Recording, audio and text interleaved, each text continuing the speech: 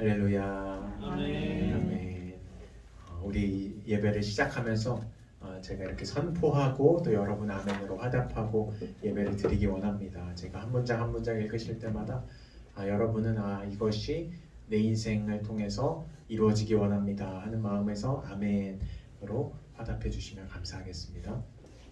우리 예배 가운데 하나님의 은혜와 평강이 임할지어다. 아멘. 우리 한 주간 여러분 많이 지치고 상하고 세상 속에서 어려우셨죠? 그 지치고 상한 영혼 가운데 이 예배를 통해서 하나님의 치유하심과 위로하심이 임할지어다. 아멘. 아멘. 또한 우리가 어디로 가야 할지 또 어떻게 살아야 할지 잘 모르잖아요, 우리 인생을.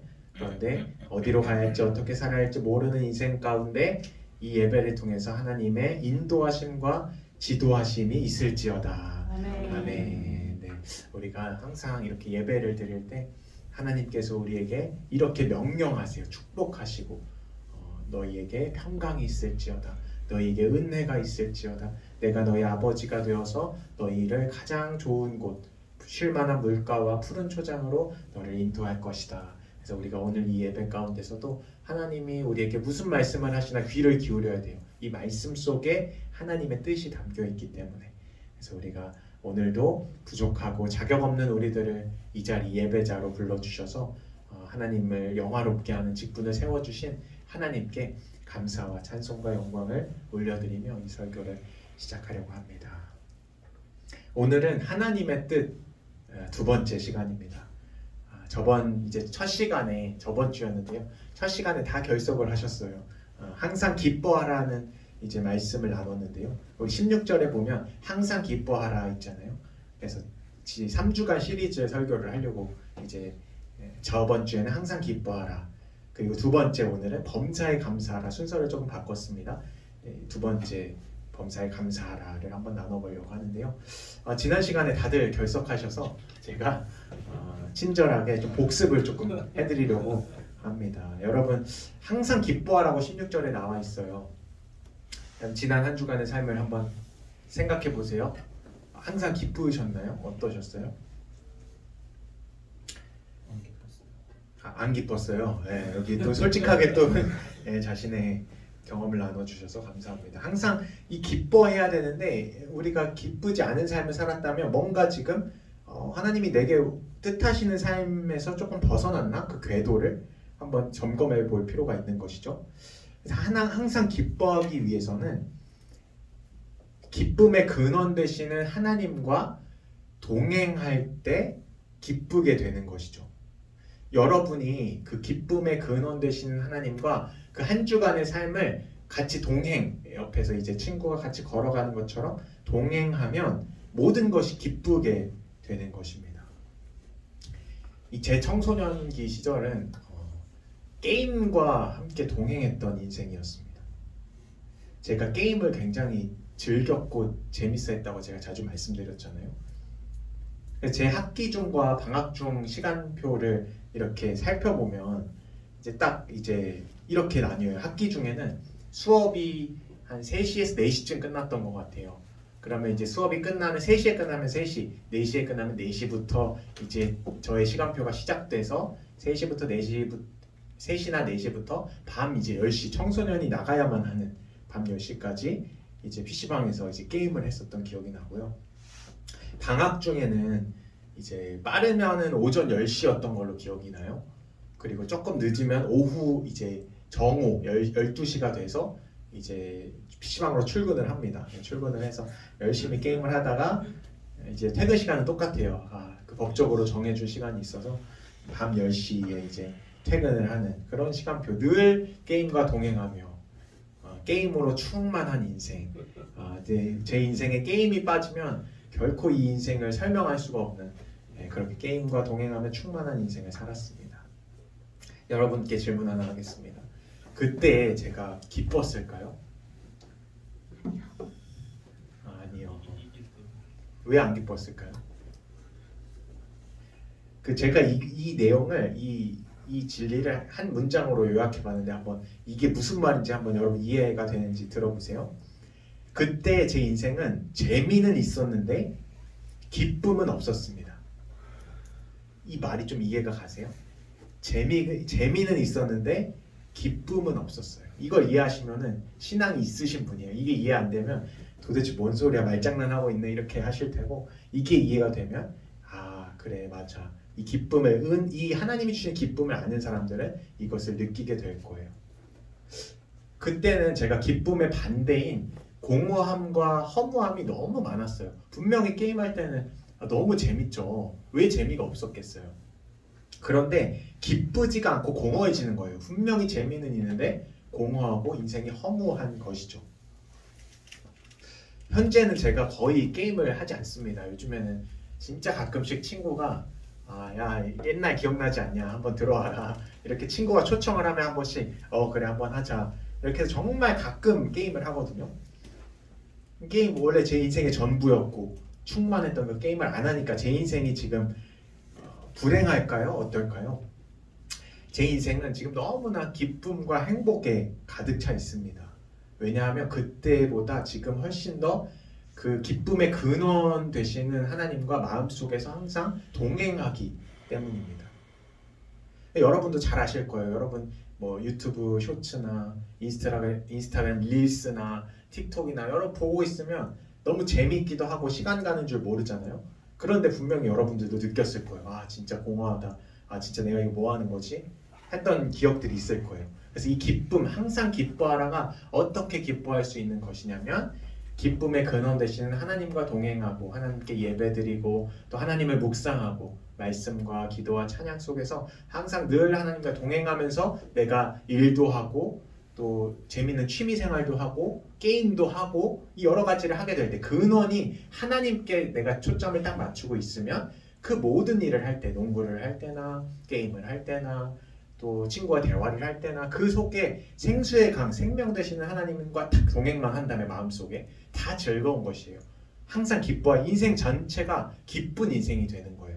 그래서 26절에 항상 기뻐하라, 이 말씀을 여러분이 진짜 깨닫기 위해서는 앞으로 한 주간의 삶에 있어서 하나님과 동행해 봐야지, 내가 하나님과 동행한다는 것은 말씀을 한번 묵상해보고 주일날 들었던 말씀을 이제 시작하면서 회사에 가든 우리 학교에 가서 수업을 듣든 한번 딱 펼쳐서 말씀을 묵상하는 게 동행하는 거예요. 이 말씀을 보는 게.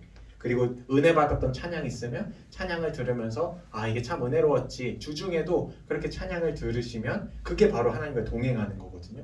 동행하면 우리 인생 나머지 모든 시간들, 뭐 밥 먹고 또 한 주간을 생활하는 모든 시간 가운데 그 기쁨의 근원 되시는 하나님이 여러분에게 항상 기뻐할 수 있는 힘을 주시게 될 것입니다. 그러므로 여러분 주님과 동행하시기 바랍니다. 또 주님과 항상 기쁨 인생이 되시기를 예수님의 이름으로 축복합니다. 아멘. 이제 오늘은 두 번째 시간, 범사에 감사하라. 어떻게 하면 범사에 감사할 수 있을까? 한번 말씀을 통해서 살펴보려고 하는데요. 제가 5장 18절을 이번 주간에 준비하면서 데살로니가 5장 전체를 이제 한번 쭉 살펴보게 됐어요. 그런데 제가 읽다가 눈에 들어오는 말씀이 있어서 이거는 꼭 이야기하고 가야겠다, 이 영적인 원리를 꼭 짚어보고 가야겠다 하는 게 있었는데 그것이 바로 12절과 13절 말씀입니다. 우리 한번 5장 13절, 데살로니가전서 5장 12, 13절 바로 위에 있죠? 그걸 한번 읽어보겠습니다. 같이 읽을게요. 시작. 형제들아, 우리가 너희에게 구하노니 너희 가운데서 수고하고 주 안에서 너희를 다스리며 권하는 자들을 너희가 알고 그들의 역사로 말미암아 사랑 안에서 가장 귀히 여기며 서로 너희끼리 화목하라. 아멘. 이 하나님의 나라는요, 이 교회를 통해 세워져요. 교회를 통해 하나님의 나라가 있어요. 세상 나라가 있고 하나님의 나라가 있는데 이 하나님의 나라가 이 땅 가운데 임하기를 우리가 주기도문을 통해서 항상 기도하잖아요. 하늘에 있는 나라가, 하나님의 나라가 이 땅 가운데 임하기를 원합니다 라고 하는 그 하나님의 나라가 있어요. 근데 그 하나님의 나라는 무엇을 통해 세워지냐면 이 교회, 우리가 지금 여기 행복한 교회 와 있죠. 행복한 교회, 또 우리 이웃 교회들, 하나님이 세우신 교회들을 통해서 하나님의 나라가 세워져요. 그렇다면 이 교회는 하나님이 세우신 일꾼을 통해 또 세워져요. 우리 교회에 하나님 누구를 세우셨죠? 우리 김호경 목사님을 또 특별히 세우셨죠. 그러므로 이 말씀에 딱 보면 하나님이 이 세우신 일꾼들, 형제들아 너희에게 말한다. 너희 가운데서 수고하고 주 안에서 너희를 다스리는 자, 목사님 또 전도사님, 그 사역자들을 너희가 알고 그들의 역사, 그들이 하는 일, 사역으로 말미암아 사랑 안에서 가장 귀히 여겨라 하는 것입니다. 제가 목회자를 사랑하고 존중하는 교인들은 점점점 인생이 형통해지는 것을 이제 보게 되었습니다. 제가 두 교회를 사역했잖아요. 태평 교회, 주님의 교회, 이 행복한 교회 세 번째 이제 원래 여기 있었지만 이렇게 사역을 했었는데요. 목회자를 존중하고 사랑하는 교인들은 이상하게 점점점 제가 2년 사역을 했거든요. 계속 점점 보면 볼수록 그 사람이 더욱더 하나님과 가까워지고 인생의 형통한 일들이 있는 것을 보았습니다. 또 목회자를 존중하는 교회, 꼭 존중하는 교회가 있고 조금 존중이 덜한 교회가 있어요. 목회자에 대해서. 제가 그 두 교회를 다 가봤거든요. 첫 번째 교회는 아주 목회자에 대해서 아주 존중하는 교회였고요. 두 번째 교회는 그게 좀 떨어졌었어요. 그런데 목회자를 사랑하고 존중하는 교회가 부흥하고 성장하고 영적인 상태가 훨씬 좋다는 것을 제가 체험하게 되었습니다. 이렇게 설교하다 보면 여러분의 이 생각이 조금 읽히는 것 같아요. 좀 사랑할 만하고 또 존중할 만해야 존중하고 사랑하지 어떻게 그냥 사랑할 수 있나, 너의 모습을 좀 봐라 전도사야, 이렇게 말할 수도 있을 것 같아요. 그런데 여러분 말씀을 한번 보시면 그 13절에 뭐라고 나와 있죠? 그들의 역사로 말미암아, 그러니까 그들의 사역이, 역사라고 하는 건 사역이거든요. 그들의 사역으로 말미암아, 그들의 사역으로 인해서 사랑 안에서 귀히 여겨라 라는 거예요. 이 말이 여러분 이렇게 여러분이 해석하면 안 되는 거예요. 그들의 목회자와 사역자들의 성품 때문에 너네들이 귀히 여겨라, 혹은 그들의 실력, 사역자들의 실력이 뛰어나니까 그들을 존중히 여겨라, 이렇게 하나님이 말씀하지 않았다는 거예요. 그들의 외모가 훌륭하기 때문에 그들을 존중히 여겨라, 이렇게 말씀하지 않고 13절에 보면 그들의 역사, 그들의 사역, 말씀 사역과 목양 사역과 또 기도 사역과 이렇게 목양하는 것들, 이 사역으로 인해서 그들을 존중히 여겨라 하라는 거예요. 그러니까 우리가 시험 될 필요가 없는 거예요. 여러분이 저를 보시면서 어떻게 저런 전도사를 어떻게 존중할 수 있고 사랑할 수 있을까, 이렇게 시험 될 필요가 전혀 없다는 거예요. 왜냐하면 하나님께서 지금 원하시는 건 뭐냐면 이 사역, 이 하는 일, 지금 제가 무슨 일을 하고 있죠? 여러분에게 하나님의 말씀을 전달하고 또 같이 예배드리는 이 일을, 여러분과 함께 하는 이 일 때문에, 이 일이 너무나 하나님 보시기에 귀중하기 때문에 그 역사로 말미암아, 그 사역 때문에 사랑 안에서 귀히 여겨라 라고 하는 것입니다. 그래서 여러분, 이게 참 간단하지만 정말 중요한 영적인 진리예요. 여러분, 만약에 저에게 시험이 드는 일이 있으면 빨리빨리 얘기를 해주세요. 이게 서로 너무 좋지 않은 일이기 때문에, 목회자와 성도 사이에 이게 사이가 갈라지면 100% 신앙에서 멀어져요. 제가 그걸 진짜 너무 많이 봤어요. 제가 첫 번째 교회 갔을 때 저를 좋아하는 부류가 한 부류 있었고요. 또 어디나 그렇죠. 사람이 다 자기 자신을 좋아할 수 없잖아요. 저를 존중하고 저 전도사로서 청소년부를 사역하면서 저를 굉장히 지지해주고 좋아했던 학생과 선생님들이 있었어요. 근데 반면에 이제 저를 이제 하는 일들을 뭔가 못마땅하게 여기고, 왜 저렇게 할까, 왜 저렇게 말을 할까, 왜 저에게 시험 드는 부류가 또 한 부류가 있었어요. 근데 물론 뭐 소수였죠. 근데 제가 그들의 인생을 이제 살펴봤어요. 제가 뭐 그들 미워한다고 해서 제가 또 같이 미워할 수 없잖아요. 그냥 저는 마음의 중심을 가만히 놓고, 그래, 내가 부족하니까 나를 뭐 미워할 수도 있겠지, 내가 말에 실수가 있을 수 있겠지, 내가 상처를 줄 수 있겠지 하면서 그냥 속으로 그냥 겸손하게 가만히 있었거든요. 그런데 이제 저를 이제 좋아하고 또 정말 막 학생들 중에 막 눈이 초록초록 빛나는 애들이 있어요. 우리 우진이는 그렇지 않지만 제가 다른 교회 가서 설교를 막 이렇게 사역을 하면 진짜 눈이 초록, 저를 볼 때 마치 연예인을 보듯이 막 너무 막 사랑스럽게 보는, 그 남녀가 문제가 아니라 남자든 여자든 그렇게 저를 이렇게 존중하고 좋아해주는 친구들이 있어요. 근데 그들을 이제 지금 시간이 좀 많이 지났잖아요. 한 4년 5년 지나고 제 와이프가 지금 이제 서하비 전도사님이 거기 태평 그 교회로 이제 갔잖아요. 그래서 거기서 사역하면서 보니까 그 잘했던 사람들 정말 존중하고 지금까지 그때 청소년이었는데 지금은 청년이 됐거든요. 그 친구를 지금도 볼 때 그 인생이 진짜 너무 존귀하게 성장이 된 거예요. 제가 그때도 그 친구를 주목했었거든요. 아, 어떻게 이렇게 초롱초롱하게 말씀도 잘 듣고 예배를 잘 드리나 했는데 지금 이제 서하비 전도사님 통해서 예배 들어봐도 제가 먼저 얘기를 안 해도 그 친구 진짜 너무 성품도 좋고 너무 하나님이 귀하게 쓰시더라 이런 얘기가 들리는 거죠. 그래서 그렇게 관계가 좋았고요. 반면에 저 때문에 시험 받는 사람들이 있어요. 저도 인간이고 연약함이 있잖아요. 뭔가 말을 통해서 막 장난치다가 막 마음이 상하기도 하고 뭐 무슨 이유인지 모르겠어요. 물어보지 않았거든요, 제가. 그래서 마음이 상한 사람들은 점점점 교회랑도 멀어지고 교회를 떠나기도 하고 또 그냥 그들의 영적인 상태를 그냥 살펴보면 좋지 않더라고요. 그래서 참 그게 안타까움으로 저에게 있었거든요. 그래서 이게 굉장히 단순하지만 너무나 중요한 진리라는 것입니다. 우리가 사역하는 우리 행복한 교회를 담임하시는 우리 김용호 목사님, 우리가 사랑 안에서 극진히 사랑하고 또 가장 귀히 여겨야 합니다. 그래야 틈이 생기지 않고요.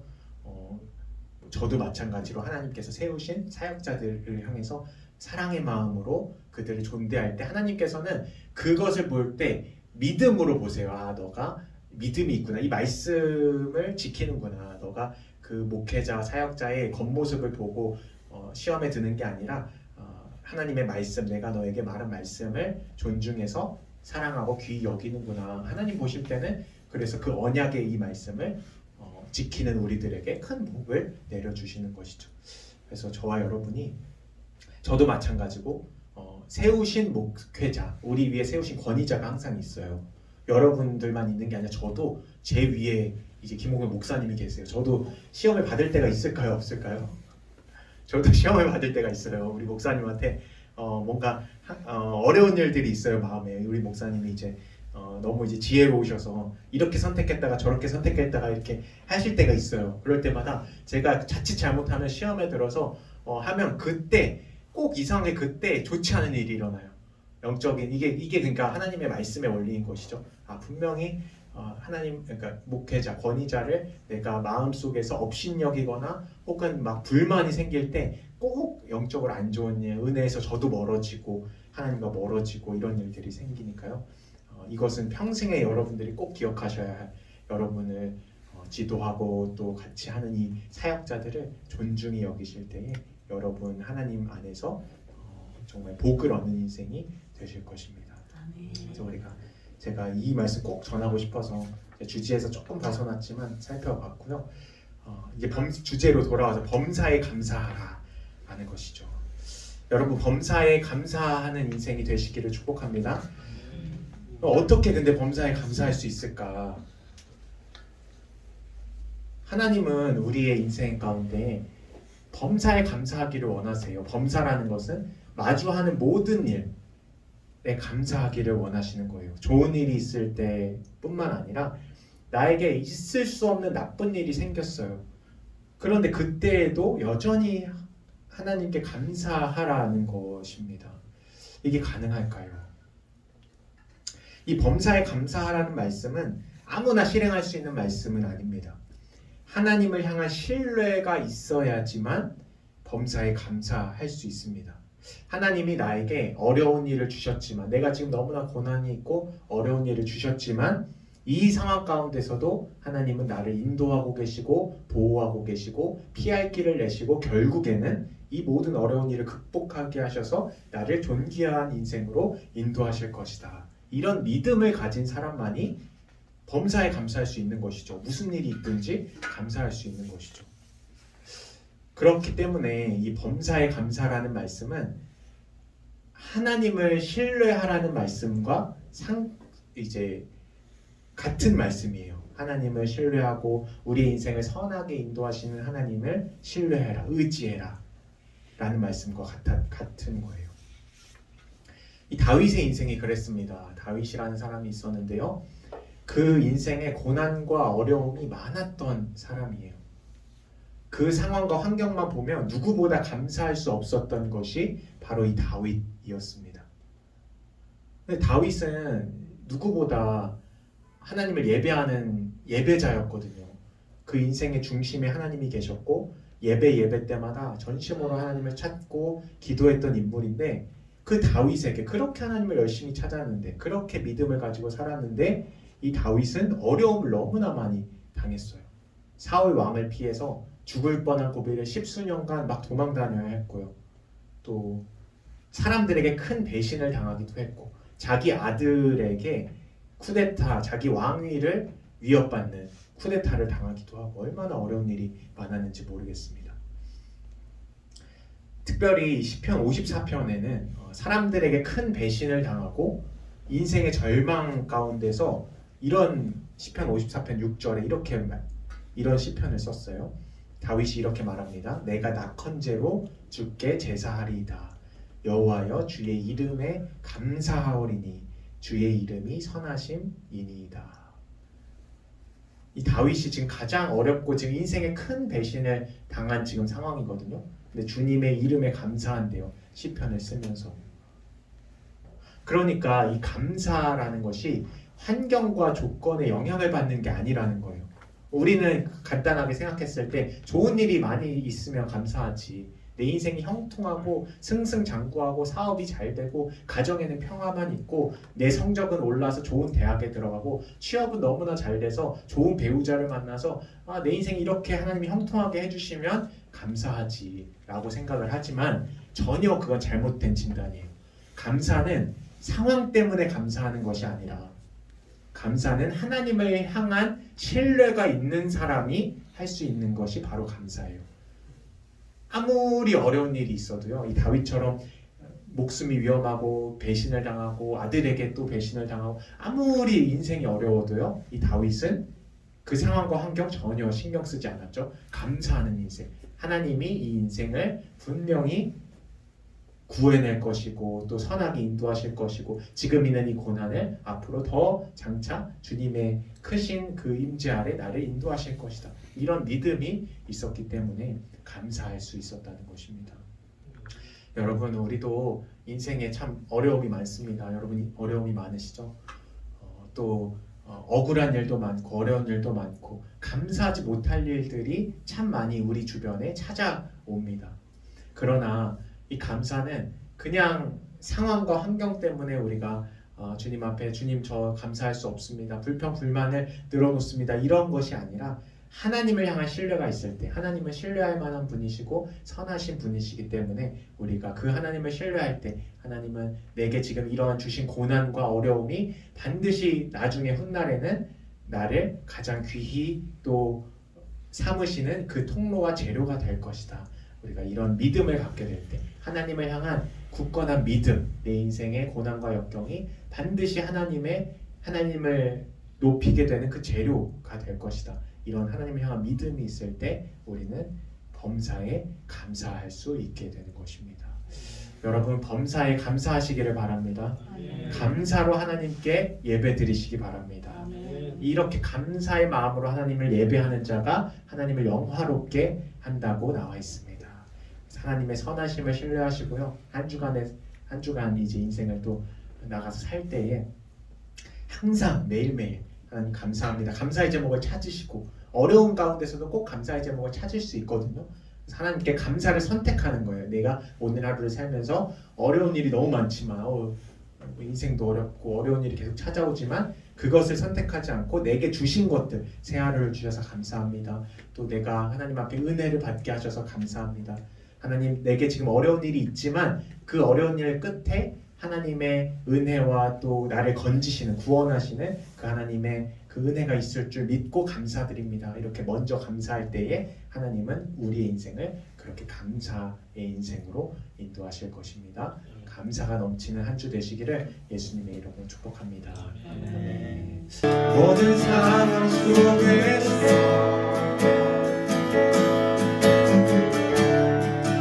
주를 찬양할지